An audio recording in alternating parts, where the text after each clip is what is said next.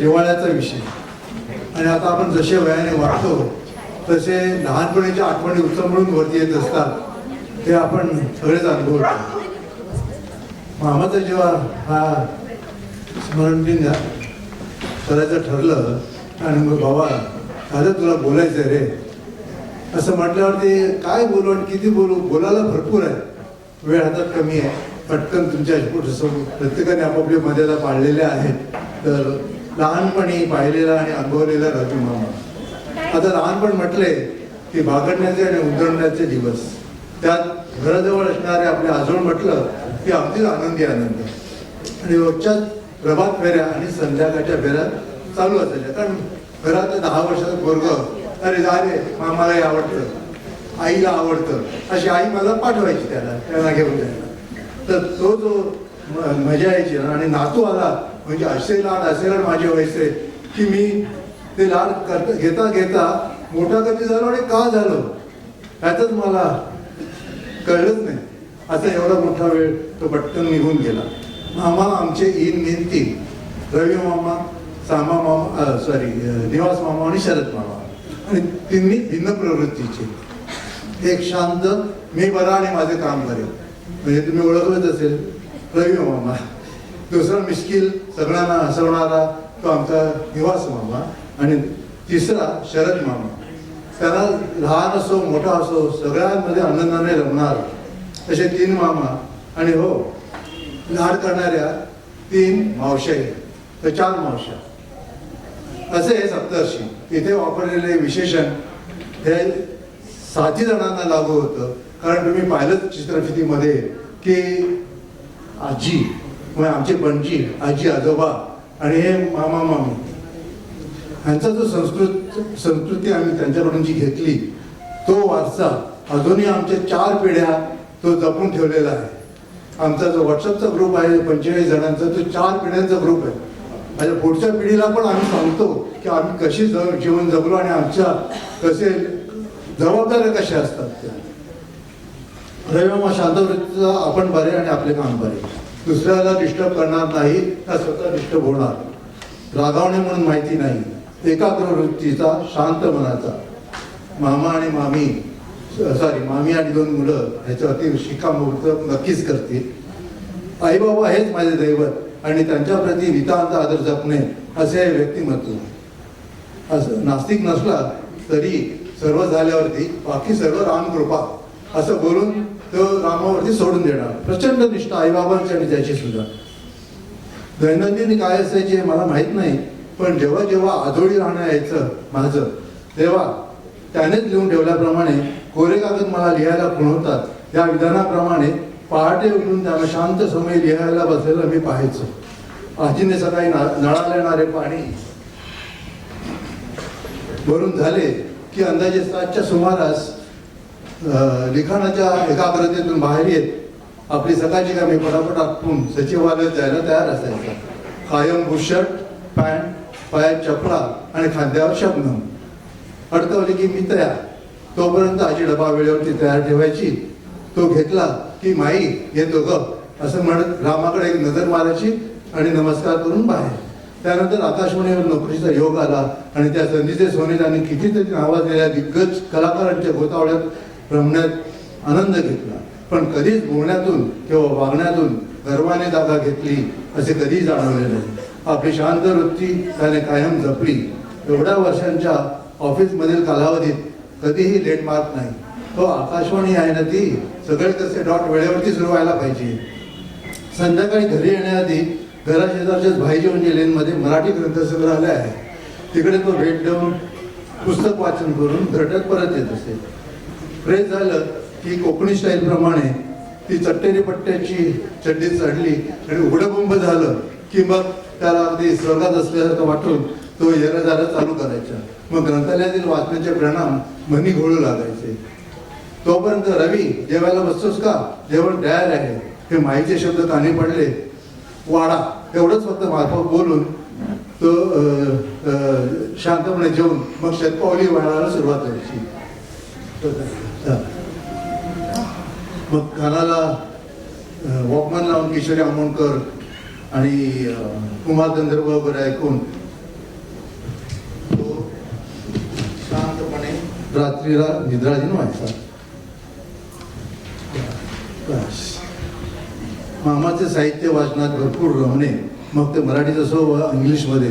नंतर त्याच्यातील निवडक साहित्य असे साहित्य त्याच्या आकलनाप्रमाणे तुमच्यासारख्या दाद देणाऱ्या वाचकांपर्यंत सहज भाषेत पोहोचवणे हे त्याचे वैशिष्ट्य मी आज इथे अभिमानाने सांगत आहे.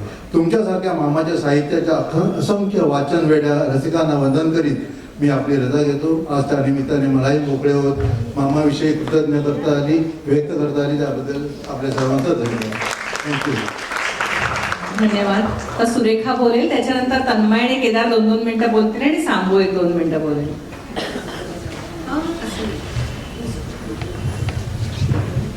सर्वांना अभिवादन. मी मामाची भाची, कारण माझं लहानपण आजोळी गेलं. माझी आई शिक्षिका होती, त्यामुळे मी आजी आजोबा मामा आणि मावशी यांच्याबरोबर होते. तर तुम्हाला मी थोडक्यातच सगळं सांगतो, उशीर झाला आहे.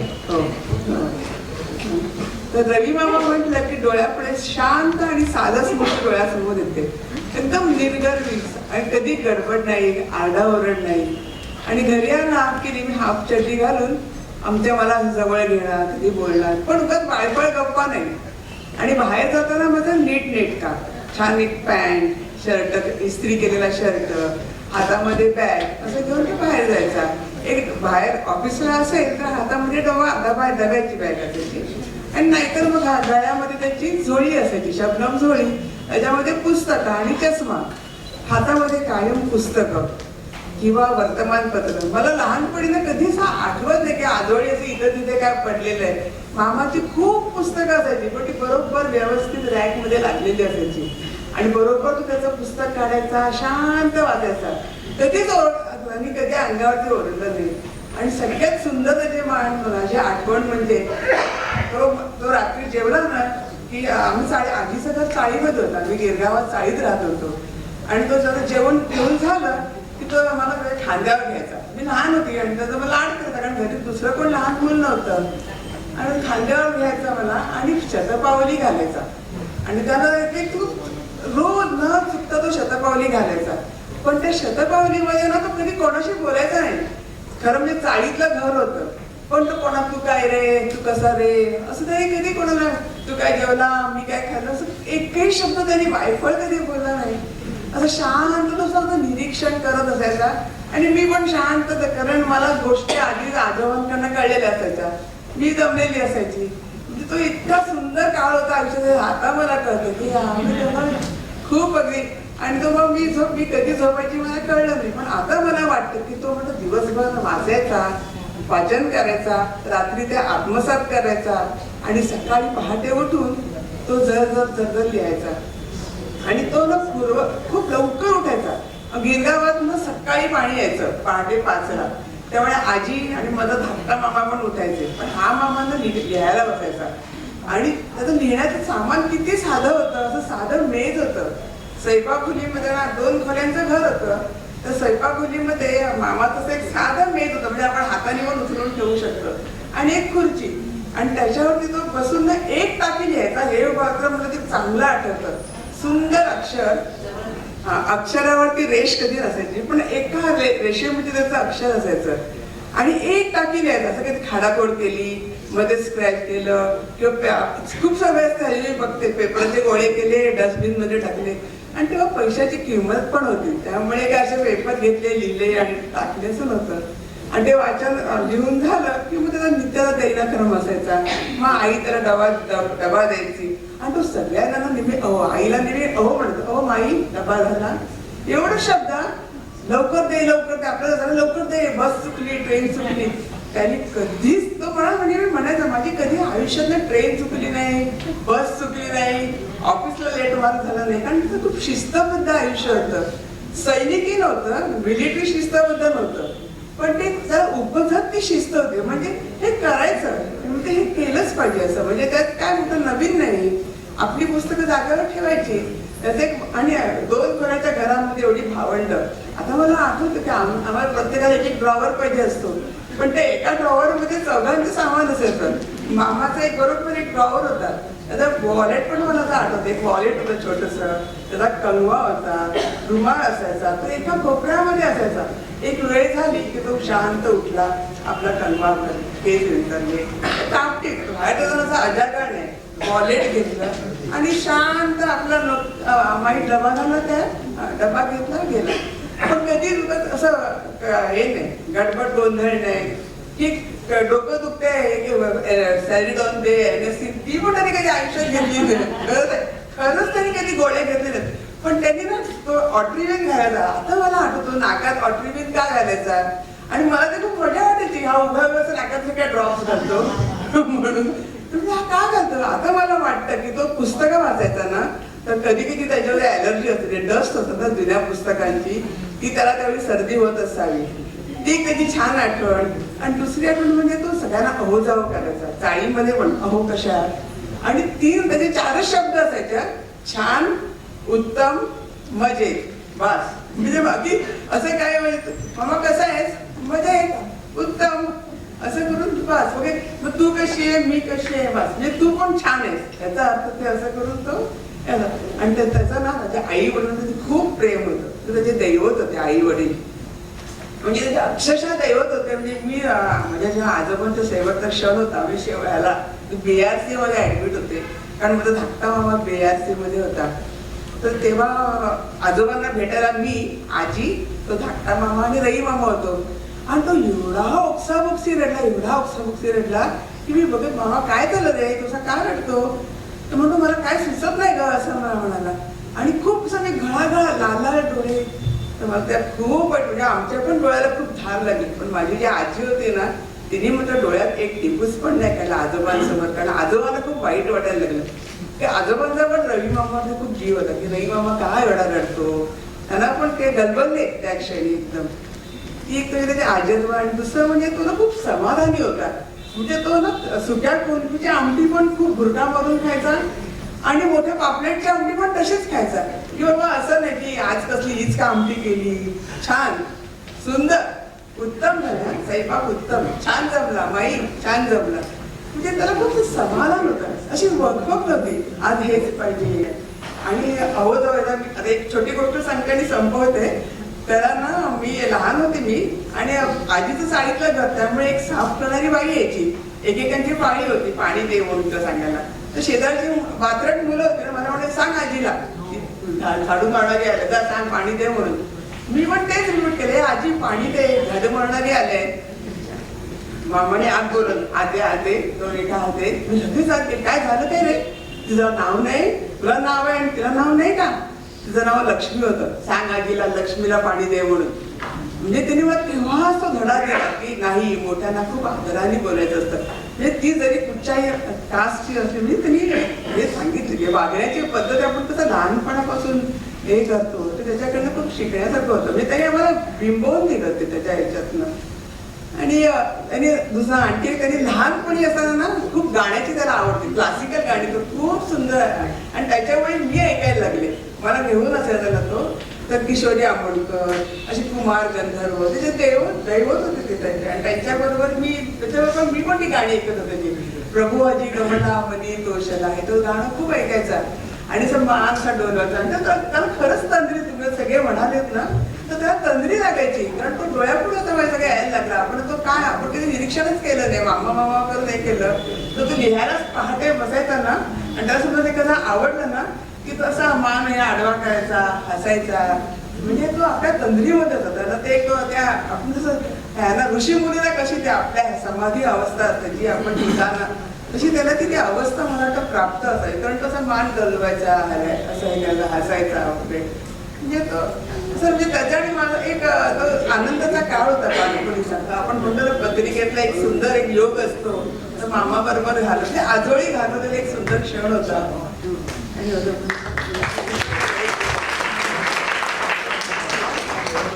तन्मय. हॅलो. सगळ्या इतक्या छान मराठी नंतर माझं इंग्लिश मिक्स मराठी ऐकायला लागणार तुम्हाला, त्याच्याबद्दल सॉरी. आणि विंगेत 2 पोलीस पण आहेत, त्याच्यामुळे मी 2च स्टोरीज सांगणार आहे टोटल. मी आय थिंक 11वीत असताना 10वीत असताना आजोबा गेले, त्याच्यामुळे माझ्या मेमरीज त्यांच्याबद्दलच्या खूप त्या आधीच्या आहेत. पण मला आठवतं की आजोबांबद्दलची सगळ्यात इम्पॉर्टंट मेमरी म्हणजे आजोबा कायम त्यांच्या स्टडी एरियामध्ये लिहायचे किंवा वाचायचे, कधीही गेलं तरी. आणि मला आई इनफॅक्ट सांगते की ते त्याच्या लिखाणात इतके मग्न असतात की कदाचित लहानपणी आई कोणत्या स्टँडर्डमध्ये होती ते पण त्यांना कदाचित माहीत नसावं. तर मला एकदा 10वीत असताना आजोबांनी असंच कॅज्युअली विचारलं की काय तन्मय पास होशील ना?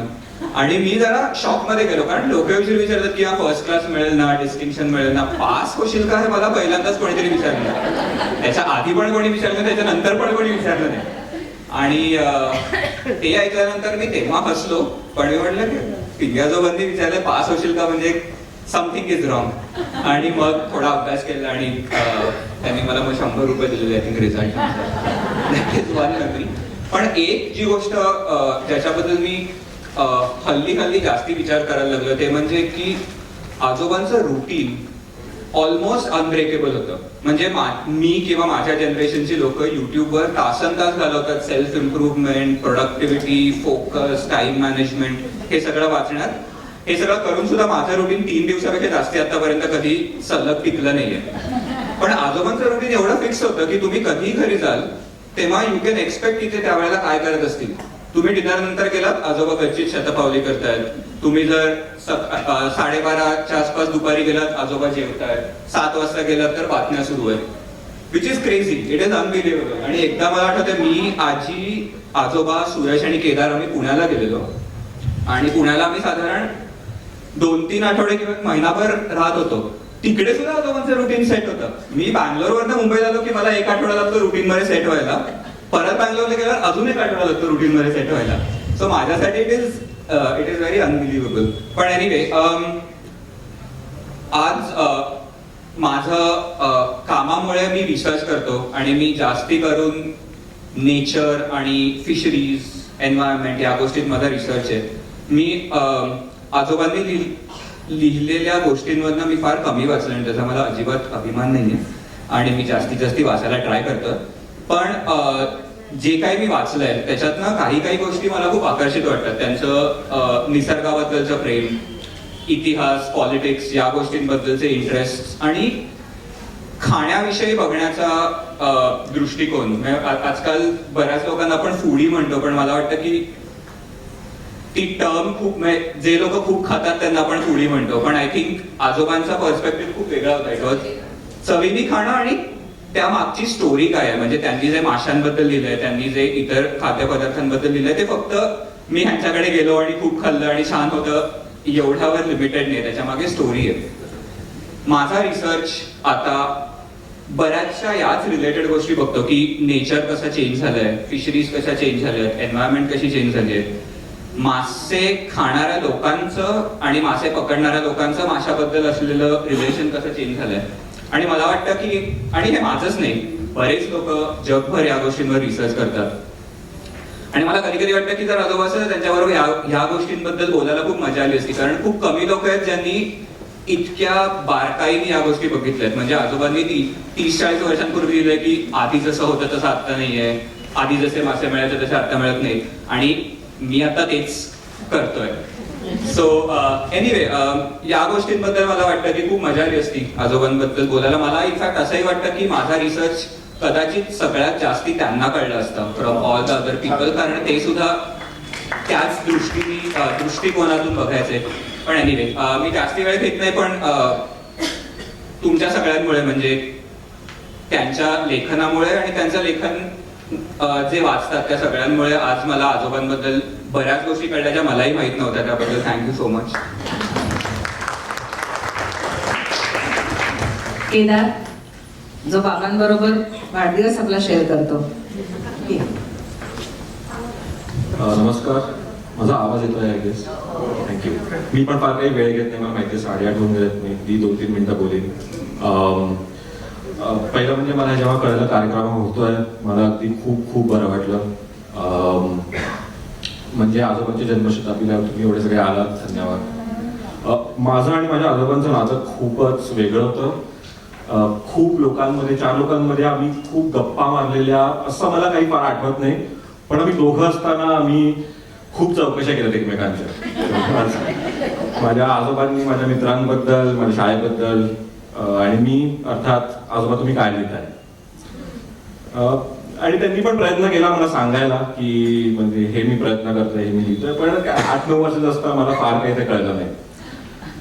सो आता काही वेळापूर्वीच मी जरा त्यांच्या एक जुने लेख वाचायला प्रयत्न केला. मी त्यांचे काही इंटरव्ह्यूज बघितले, तर त्याच्यात त्यांनी म्हणाले की ते 30-40 वर्षाचे असताना अगदी खूप फेमस कलाकारांबरोबर, खूप प्रसिद्ध म्हणजे लेखकांबरोबर सहजच विवाद करायचे आणि ते पुढे पण आयुष्यात एवढे प्रसिद्ध झाले. आणि मी खूप वेळा विचार करतो की मी त्यांना कधीच तो मोठेपणा मिरवताना बघितला नाही. म्हणजे ते त्यांच्या स्वतःच्या घरात असू दे, त्यांच्या मित्रांबरोबर असू दे, फॅन्स समोर असू दे, मी कधीच बघितलं नाही. आणि ह्या गोष्टीमुळे मला वाटतं की आमच्या सगळ्याच कुटुंबांमध्ये त्यांनी ही शिकवण कळत नकळत दिली आणि याचा मला खूप खूप अभिमान वाटतो.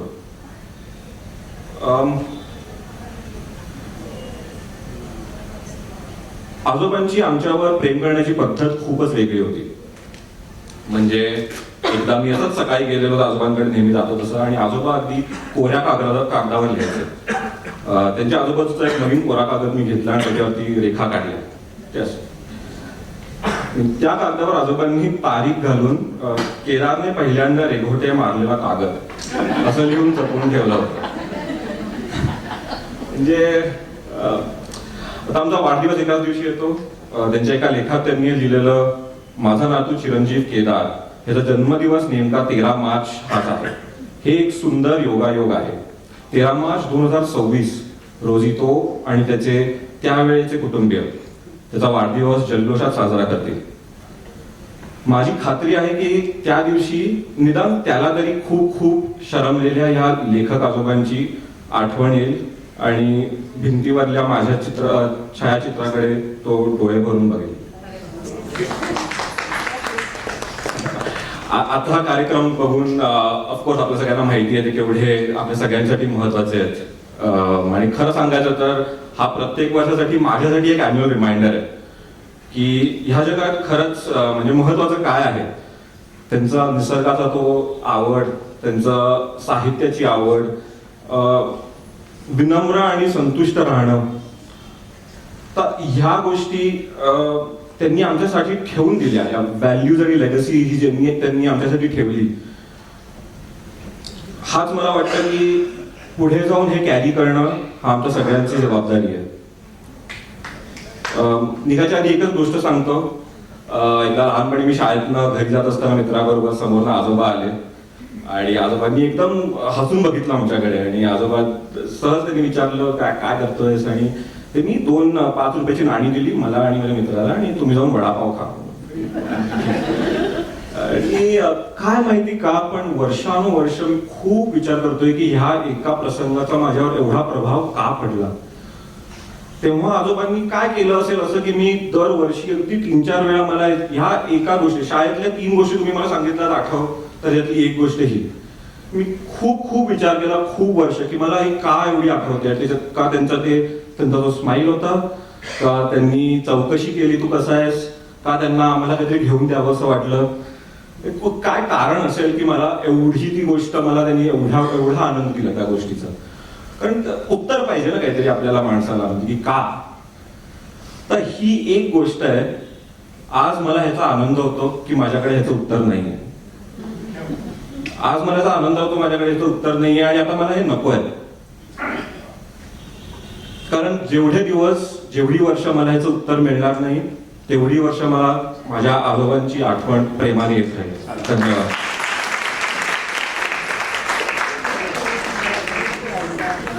अजून 2च मिनिटं बोलणार आहे आणि हा कागद घेतलाय तोही मी बाजूला ठेवतोय. बाबांनी मला एक जीवनाकडे बघायचा एक दृष्टिकोन जो दिला, त्याचे माझ्याकडे 10 प्रसंग आहेत, पण एक 2-3 सांगतो. पहिली गोष्ट एक सांगतो की बाबांनी मला काय करायला नाही सांगितलं ते पहिलं सांगतो. बाबांनी कधीही मला मराठीचं व्याकरण बघायला सांगितलं नाही, मला मराठी शिकवलं नाही. म्हणजे माझं व्याकरण एवढं गोंबलेलं होतं. मला शाळेत म्हणायचंय की अरे काय तुझे वडील लेखक आणि तू हे काय निबंध लिहिलेलं. बाबांनी निबंध वाचला नाही, मार्क बघितले नाहीत, काहीही बघितलं नाही. दुसरी बाबांनी मला नको म्हणजे नाही सांगितली ती म्हणजे कसं वाचन कर. बाबांनी अजिबात मला कधी सांगितलं नाही की हे वाच ते वाच, कधीही नाही. आणि मी म्हणजे अगदी लहान होतो पण मी त्या सगळ्या चटोर कादंबऱ्या वाचायचो, जेम्स हॅडलीचेस, हेरॉल्ड रॉबिन्स. एकदा मी बाबांना विचारलं, बाबा तुम्ही एवढ्या सगळ्या इंग्लिश लेखकांवर लिहिता, माझ्या हेरॉल्ड रॉबिन्सवर काहीच लिहित नाही तुम्ही. मी प्रेमात होता हेरॉल्ड रॉबिन्सशी. आता ह्या झाल्या नकारच्या गोष्टी, पण काही गोष्टी मला त्यांनी इतक्या युनिक दिल्या. म्हणजे आमच्याकडे तसे पैसे कमी होते आता आपण ऐकलंच, पण एक दिवस ते आम्हाला सगळ्यांना म्हणाले की आज मी तुम्हाला जाऊन विमान आतून कसे दिसते बघायला घेऊन जातो. आणि त्यासाठी आमचं संपूर्ण सहकुटुंब आम्ही मुंबई पुणे विमानाने प्रवास केला. तेव्हा मी एवढूसा होतो आणि आम्ही विमानात गेलो. त्या विमानाचा पायलट होता, तो बाबांचा वाचक होता. त्याने मला कॉकपिट मध्ये बोलवलं आणि मी तिकडे कॉकपिट मध्ये उभं राहून संपूर्ण मुंबई ते पुणा संपूर्ण प्रवास मी कॉकपिटला पायलटच्या बाजूला उभे राहून सगळं बघत होतो. आजही माझ्या डोळ्यासमोर ते एक लँडिंग आहे, म्हणजे मी बघितलं ते लँडिंग. आज कोणाला आयुष्यात शक्य नाही, लाखो रुपये खर्च केले तरी ते शक्य नाही. दुसरं म्हणजे शिवराज्याभिषेक 300वा झालेला, तेव्हा बाबा इंदिरा गांधींचं रेकॉर्डिंग करायला चालले होते. जाता आता मला म्हणाले येतोस का, मला काय माहिती शिवाजी महाराज माहित नव्हते, रायगड माहिती काही नव्हतं. मी त्यांच्याबरोबर गेलो, आम्ही रात्रभर तिथे प्रवास केला. मी धावत धावत रायगडावर गेलो. त्या दिवशी इतकी रायगडावर गर्दी होती की मुंगी शिरायला जागा नव्हती, आम्हाला झोपायला जागा नव्हती. मी आणि बाबा असे बाहेर मोकळ्या जागेवर एक दगड होता, त्या दगडावर बाबांनी पंचा टाकला, तर तू आणि मी इकडे झोपूया. आणि त्या रात्री बाबांनी मला आकाश दाखवलं. अशा ज्या युनिक गोष्टी आहेत ना, म्हणजे मला रायचूरचं खग्रास सूर्यग्रहण, आता ह्या गोष्टी इतक्या युनिक, म्हणजे ते आजपर्यंत कधी एवढं झालेलं नाही आहे. तो 1 मिनिटाचा होता आणि मला तो दुपारच्या वेळी झालेला अंधार आणि ते पक्षी उलटे आलेले, ते काही अनुभव आहेत. थोडक्यात मला असं म्हणायचं की त्यावेळेला माझे वडील जेव्हा वारले तेव्हा मी साधारण 40चा होतो आणि त्यावेळेला आपल्याला असं वाटत असतं की आपल्याला सगळंच समजतं, बाबांना काही समजतच नाही, अशा त्या ह्याच्यात होतो. पण आज मी जेव्हा विचार करतो की अरे मला काही भावनिक निर्णय घ्यायचे असतात तेव्हा अरे आता बाबा हवे होते हे करायचं. तर आज मी असं करतो की बाबांचे कपाट आहे, त्यात बाबांची पुस्तकं लिहिलेली आहेत. तर मला असं कुठचाही एखादा प्रॉब्लेम आला तर मी त्यातलं एखादं पुस्तक काढतो आणि सहज एखादं पान उघडतो आणि त्याच्यात बाबांचा कुठचाही लेख असेल, त्याच्यात कुठेतरी ना माझ्या जो डोक्यात एक भावनिक निर्णय घ्यायचा गोष्ट असते ती त्या पानावर ते उत्तर दिलेलं असतं. मला कधी कधी वाटतं की हे बाबाच मला सांगतायत, मी नेहमी हे करतो. ही बहुतेक अंधश्रद्धा असेल पण ती माझी आहे. मीही बाबांविषयी बोलणार नाहीये, आपण समारोपाकडे आलोय. जन्मशताब्दी वर्षानिमित्त आज जसा हा कार्यक्रम साजरा होतोय असेच ठिकठिकाणी विविध मार्गाने, विविध पद्धतीने, विविध माध्यमातून कार्यक्रम झाले. सामाजिक संस्थांनी कार्यक्रम केले. मग तो आमचा लोकमान्य सेवा संघातला लोकमान्य वाचक कट्ट्यातर्फे केलेला कार्यक्रम असेल, अंधेरी वाचक कट्ट्यावरती बाबांच्या लेखांचं अभिवाचन केलेला कार्यक्रम असेल. त्याचबरोबर विशेष उल्लेख करण्यासारखी गोष्ट म्हणजे कोकणातल्या मांद्रे इथल्या साहित्य संगम ह्या संस्थेने तर खूप मोठा उपक्रम हाती घेतला. त्यांनी वर्षभर दर महिन्याला त्यांची 2 पुस्तकं घेऊन त्यावर विवेचन आणि त्यातल्या निवडक उतारांचं वाचन असा उपक्रम हाती घेतला आणि तो ते राबवत आहेत आणि अजूनही चालू आहे. मार्चपर्यंत तो त्यांचा उपक्रम चालू राहणार आहे. हे झालं सामाजिक संस्थांबद्दल. ह्याच बरोबर आम्ही फेसबुक, व्हॉट्सअप, युट्यूब ह्यावरतीही बाबांविषयी लिहून आलंय, लोक त्यावरती व्यक्त होत आहेत. त्याचबरोबर आपण नवीन मंडळी जी बघतो, ही तरुण मंडळी जी थोडीशी वाचनापासून दूर गेली आहेत, त्यांना वाचनाकडे आकृष्ट करण्यासाठी शाळा आणि महाविद्यालयांमधले शिक्षक निरनिराळ्या क्लुप्त्या लढवत असतात. आमच्या रामनिरंजन झुंझुनवाला महाविद्यालयात तर शिक्षकांनी अभिवाचनाची कार्यशाळा घेतली होती आणि त्या बाबांच्या लेखांचं मान्यवरांनी आणि विद्यार्थ्यांनी असं दोघांनी अभिवाचन केलं. त्याचबरोबर तिकडच्या मुलांनी भित्तीपत्रकं लिहिली ज्यावर त्यांनी बाबांच्या वेगवेगळ्या पुस्तकांवर रसग्रहणं केली. तसंच त्यांची कोणी रेखाचित्र रेखाटली, कोणी मुखपृष्ठावरची सुंदर चित्र काढली हुबेहूब अगदी. हे सर्व मी माझ्या डोळ्यांनी बघितलं आमच्या कॉलेजमध्ये. परंतु मला खात्री आहे की निरनिराळ्या कॉलेजेसमध्ये अशा प्रकारचे उपक्रम नक्की राबवले गेलेले असतील. हे जे आज आपण ह्या कार्यक्रमाला आपण जन्मशताब्दी वर्ष सोहळा असं जे म्हणतोय, असेच कितीतरी सोहळे जागोजागी झालेले आहेत. हे काही आम्हाला माहिती आहे आणि कितीतरी आम्हाला माहितीही नाही. आणि हे सगळे कार्यक्रम, हे सगळे उपक्रम यशस्वी होण्यामागे त्या कार्यक्रमाचे आयोजक, त्याचबरोबर त्यात भाग घेणारे कलावंत आणि त्यांच्याबरोबर त्यांचे अभ्यास करणारे व्यक्ती असेल, साहित्यप्रेमी असतील, बाबांचे चाहते असतील आणि असतील आपल्या सर्वांसारखे श्रोते. या सर्व सोहळ्यांमध्ये सहभागी निरनिराळ्या कारणांनी, निरनिराळ्या नात्यांनी सहभागी होणाऱ्या या सगळ्या श्रोत्यांमुळे हे सगळं जन्मशताब्दी वर्ष हा खऱ्या अर्थाने सोहळा म्हणून आपण एक साजरा केलाय, संपन्न केलाय असं आपण म्हणू शकतो. आणि ह्यासाठी पिंगे परिवारातर्फे मी त्यांचे आभार न मानता त्यांच्या ऋणात राहणं, त्यांच्याविषयी कृतज्ञता व्यक्त करणं हेच पसंत करेन. सर्व साहित्यिकांमध्ये दुसऱ्या रांगेतली पहिली खुर्ची यावर हक्क सांगणारे आमचे बाबा, आज जर वरून त्यांनी हे सगळे सोहळे जर का पाहिले असतील तर आज त्यांच्या पश्चात इतक्या वर्षानंतरही त्यांच्यावरती त्यांचे चाहते इतके भरभरून प्रेम करतायत, त्यांच्या लेखाचं वाचन होत आहे, निरनिराळे लोक त्यांचे अनुभव सांगतायत, आठवणी सांगतायत. हे सर्व पाहून त्यांचा आत्मा तिथे नक्की सुखावला असेल मला अगदी खात्री आहे. आणि ह्यातच ह्या सगळ्या आपल्या सर्वांचं श्रेय आहे असं मला वाटतं. आणि त्याबद्दल मी खरंच आपले आभार मानणार नाही, कृतज्ञता व्यक्त करते. आपला कार्यक्रम इथे संपन्न झालाय असं मी जाहीर करते. आणि एक छोटीशी आजच्या कार्यक्रमाची आठवण म्हणून एक मागे बुकमार्क्स ठेवलेले आहेत, ते प्लीज आठवणीनं घेऊन जा. आणि बाहेर अर्थातच जेवणाची सोय केलेली आहे, त्याचा आस्वाद जरूर घ्या. धन्यवाद.